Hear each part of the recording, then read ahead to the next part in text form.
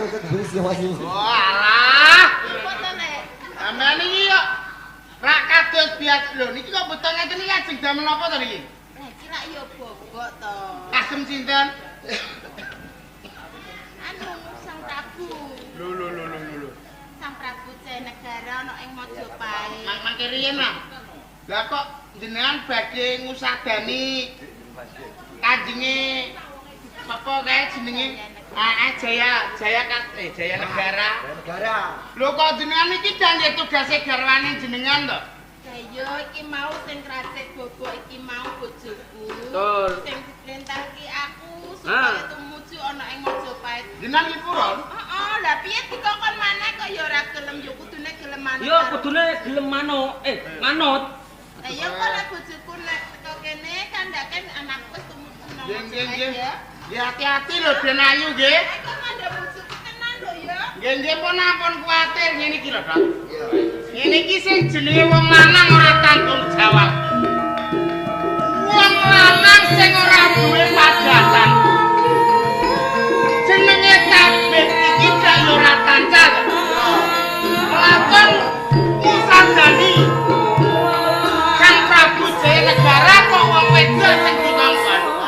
Kamangka Jayanegara kae wonge tumis. Wong lanang ini iki sing ora tanggung jawab. Kok umpamane iki mau Gusti Putri iki kok dulurku. Untunge tak ketirmu adi. Ora tancam tak sik. Bapakno. Podangu tak ganteng mriki. Terusno, Blok.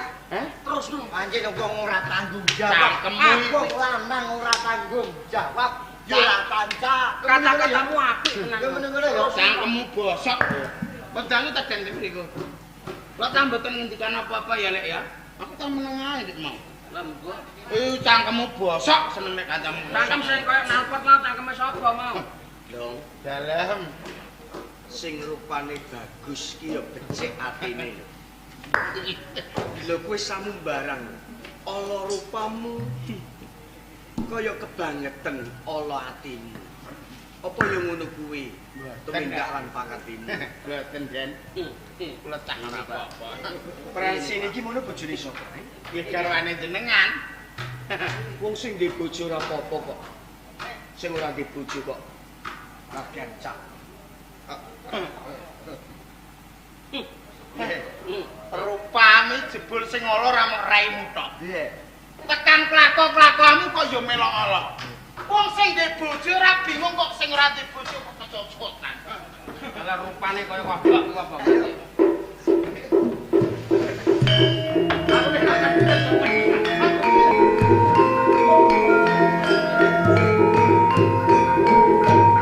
Kula ingkang sowan, Ndara.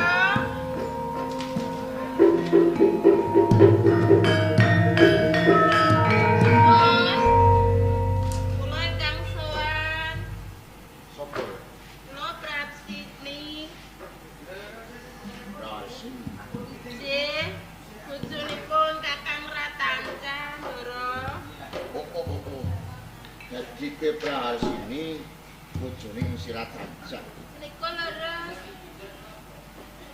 Nggih, pangapunten ingkang kathah, jaran kula wantun mlebet wonten ing tilang pablingan panjenengan dalem. Jalaran kula dipun utus kalian Ndara Rahmapati. Kang supados raken bobok kagem panjenengan Ndara. Dadi sing paling dawuh lan kowe supaya paling seda lan ingsun kuwi Bapak Rahmapati. Nika leres. Apa kowe bisa, Prasini? Dijanjane nggih mboten saged. Sing kracik kala wau bojone kula ning kula sing diutus kene Oh. iki ngaten lho. Ya. Monake tindakke Oh ngaten. iki sukune ingsun sing lagi wae gerak. Ngapunten, Ji. Iya. Jane niki nggih penggaweane bojone kula, Ndara. Ya wis ora apa-apa. Yen pancen kowe bisa, rak ya ora ana lupute. Kene-kene ra temu. Ji.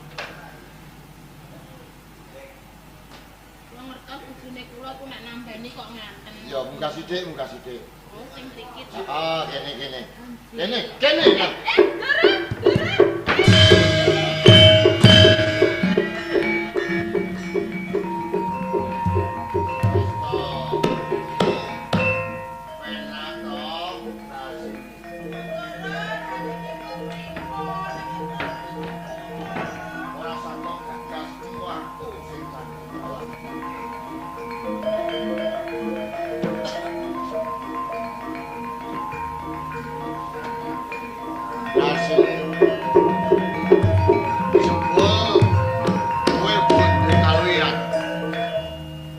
sing bojomu dadi tabib. Sithik kowe uga nduweni kabisan bisa ngusadani marang ingsun. Ya kene semuning kowe susah kaya ngono. Lah kula ajre ndoro lah mengke nek kertas bojo kula terus kula kados pundi. Oh, dadi perkara kuwi. Kowe wedi yen kadenangan marang bojomu. Leres ndoro. Mengko ingsun sing bakal tanggung jawab. Sing wigati umpama mengko sawanji-wanji ingsun ngesake lan kowe. Wis samekta ingkang. Saiki kena bali yen kowe mbutuhake Prabeya kena mampir ana ing Gandha Arta. Ana kon tindake. Jebul kaya ngono rasane. Ratancara. Kowe bodho. Ajak ajut ngasih maneh.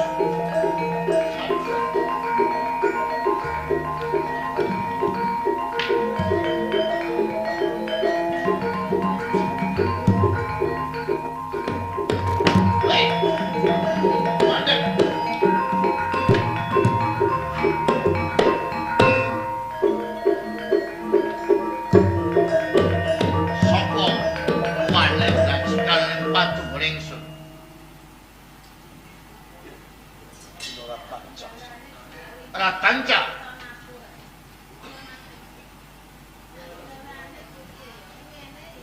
Ratanca. Ono pari gawe apa? Monggo aku ora paring dawuh lan kowe. Kang supaya mancing ana ing tilam pagelangan ingsun. Tadah dudu kowe ingkang langkung kathah Sang Prabu. Iya, Cethanipun kula namung nglapati tindakipun Gusti kula. Mbok menawi ing mangkipun boten saged ngusadani kalian Sang Prabu Jenggar. Oh, kaya ngono. Dadi kowe ngawat-awati lan bojomu si Praharsini Menika lho. sing ngendhake kewajiban sadenyaning ingsun. Pratanja, apa kowe ngerti kedadian kang mentas wae dumadi ana ing patunggon iki mau? Kula ngertos Sang Prabu. Jer piye rasane atimu? Sak glukutipun pulang kali rambut nasa sosok. Boten wonten owalipun saklebetipun panah. Pratanja, yen ngono sawijining nonoman kang luhur kebudenmu. Pisan kowe nduweni kabisan dadi tabib. Ing anggal kowe nduweni rasa ikhlas lahiran batin apa wae sing kok deleng mentas dadian ana ing patunggon. Mula saka kowe ingsun sawijining nalendra bakal tutup netra dening ana kawula sing duweni dharma kaya dening kowe. Mula rungokke. Katanja ing ari kalunggan iki ingsun paring dawuh lan kowe. Kowe bakal tak angkat dadi tabib ana ing negara Majapahit. Matur nuwun Sang Prabu, yen to wonten keparingipun kula nyuwun pamit. Bebungah kula wau badhe kula paring ngertos dumateng bojo. Kaya ngono. Marake Kula nyuwun pamit.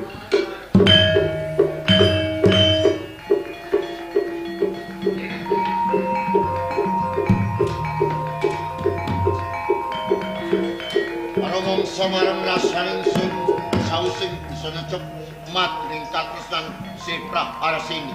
Sithik pokok sithik mbok menawa ing mengkoning bisa walya temanjang.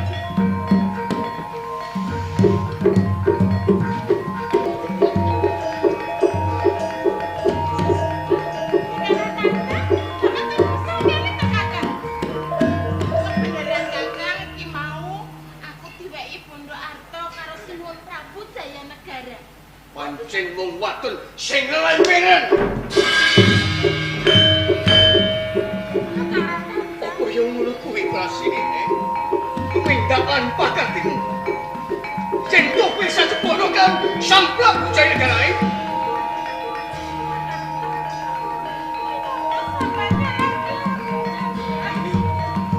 Kene opo kaya lupa dikara kowe? Mergo sing tumindakan pakan sapa wae sing lara atine. Cinta tadi rasa lan tadi rupa kae wong liya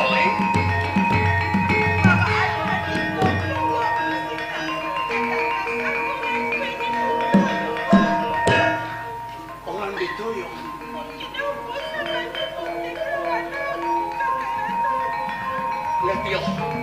Wong keblok ki ngono bisa muni kudu tangan lurus.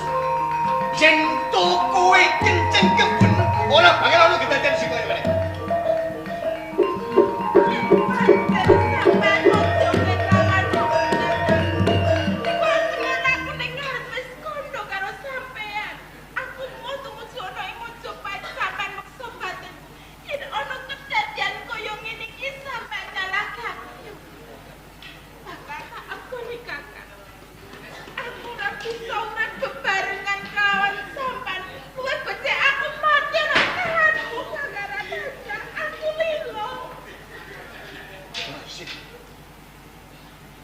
Mergo saka wujud ing gedene katresnan kowe lilo mati ora sing tak saka tanganku.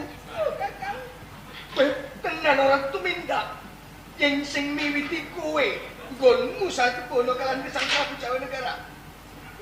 Ora ora luput Raja. Awet cuble ngalan bojomu kok sesuk kok pateni mesti mati. Ora mung bojomu mati korban. Naik bojoku si Tamsu. Nganti temu kali pati awet pakar tening Jayaga. Yen kowe kepengin ngluharake bojomu. Jayaga kae. Jayaga pun jayaga putar. Mati soal tanganku Jayaga. Iki perkara ning bojomu lan jamnya luwih becike bali. Aku kang sak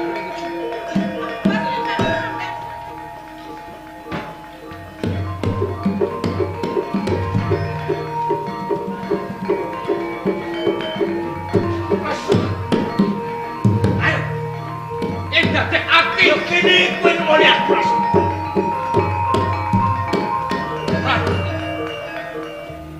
Yen pancen dadekake seneng atimu, ayo. Baleno. Ing ngarep. Kowe sak belo karo Jayanegara. Ning prasasat. Kowe cenges marang bojomu nganti bojomu pateni. Ora menungso. Iblis kowe Rasuti. Kowe ra ijen. Sakwise aku nganakake pangorbanan. Ora liya bojoku. Ning apa pepuntuhne?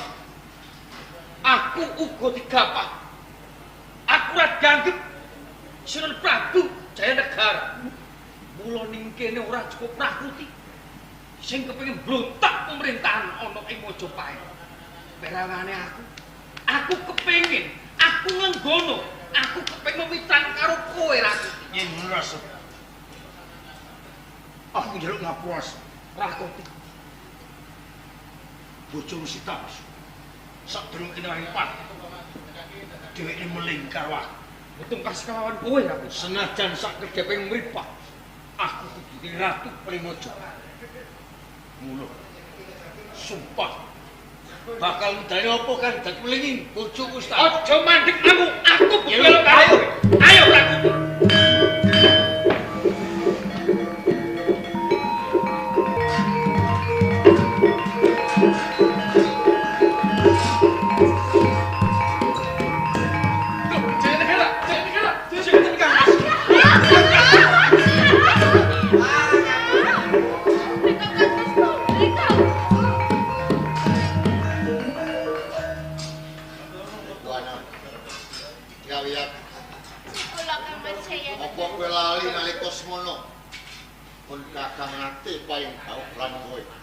Aja nganti pisan-pisan wis rawuh lawan Cakradara Kudamarta. Ning yo kene umawani sesigeman andum katresnan kelawan Cakradara Kudamarta. Nuwun sewu saderengipun sikap. Iya. Dene menapa panjenengan menika mboten ngeparengake menawi to kula menika sambung tresna kalian Kang Mas Kudamarta. Menika laras bukan. Kula menika sampun nganti tataranipun Adewas. Sampun pantes nek kula menika dipun salah satunggal piyai kakung. Bener. Nitik marang yuswamu pantes lamun kowe kawengku dening kakung. Nanging panggadhahipun kakung aja nganti kowe mung diwengku dening prajurit Brucah. kowe kudu bisa mulya uripmu kacukupan sandang pangan lan papan. Yen kowe kelakon omah-omah kelawan Cakradara Kudamerta, urung tanurung kowe bakal urip sengsara. Ngerti yo? Ya wiyat Tribuan. Apa sebabe aku nglarang lan kowe ketemu kelawan Kudamerta Cakradara? Mergo aku tresna lan kowe saklorone. Panjenengan menika tresna dhateng Iya.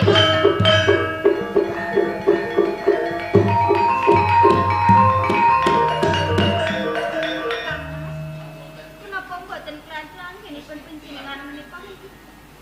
Yo kenging aku. Kadang panjenengan. Ingin menapa panjenengan menika tresna kalian kula, Pak? Mergo aku ra rela yen kowe urip sengsara timbang kowe dadi bojone wong liya tak cukup dadi bojoku dhewe. Ayo Kang Mas, tinimbang kula menika dados garwa panjenengan luwih becik kula ucap saking panjenengan sadar. Ya lihat di mana?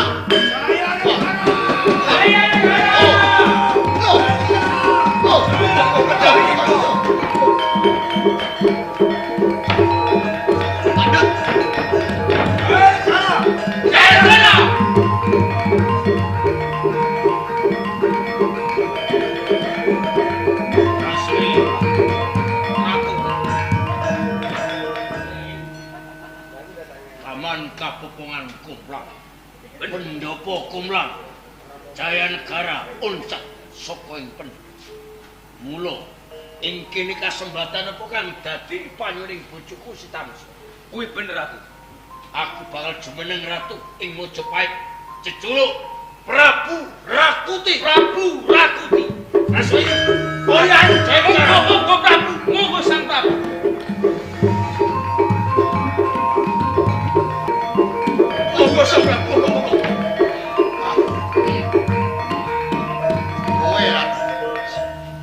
Sisip sendiri aku ora mlayu mok menawa temeking pati. Nek ngono aku matur nuwun banget lan kowe Ratanja. Pripun? Matur nuwun. Iya.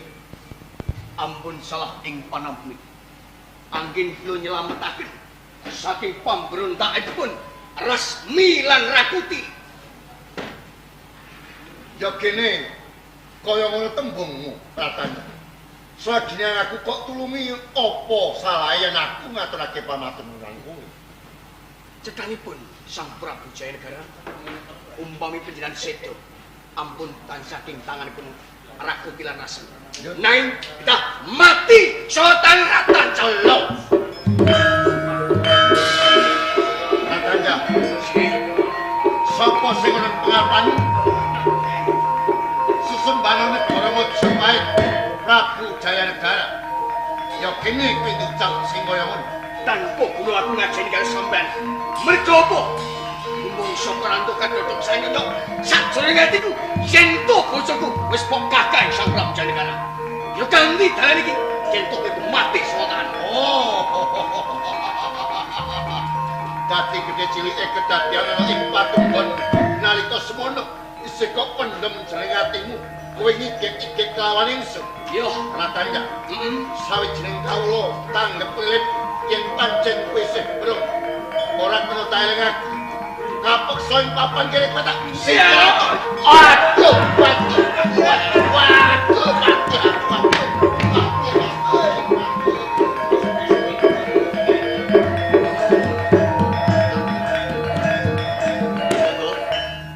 Apa desolan kaluputane Sinon Prabu Jaya Negara?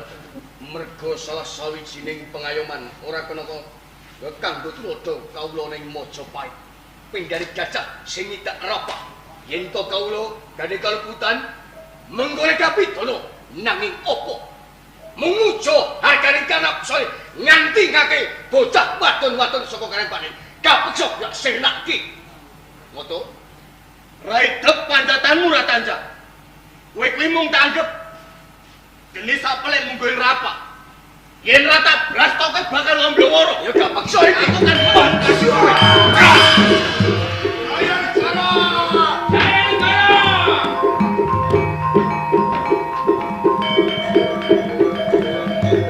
Rasmi Prabu Rakuti Jaya Negara ora ana kang ana moto sumingkir. Sumingkir. Aku gelem sumingkir Rakuti lan Rasmi. Nanging semingkirku bareng ngoncete nyawamu. Keparat.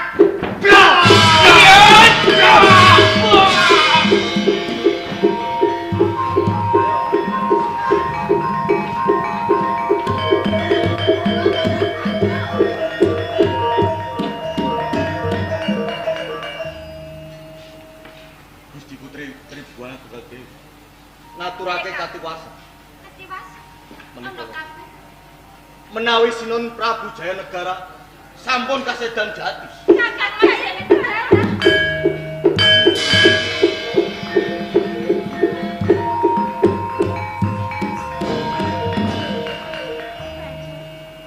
Sing wis nyedani Kang Mas Prabu Jayanegara ku sapa? Boten wonten kalih namung Ratanca. Kancang. Malah kaporo Gusti Putri. Negara Majapahit sampun dijeki Rakuti lan Rasemi. Banjur pripun Kakang? Nanging kula saged ngrabut panguwasa ana ing Majapahit saking astanipun Rakuti lan Rasemi. Kados mekaten Kakang. Kakang, dene metu dina iki Kang Mas Prabu Jayanegara sumekaning sih. Apa ya sampeyan kuwi isih setya tuhu tumrap negara Majapahit? Nggih. Mari mutaken. Kula badhe sumpah Sumpah. enjang-enjang nyarengi Preteng Surya. Kula badhe sumpah wonten ing ngandhapipun Gapura Wilwatekta kanthi sumpah palapa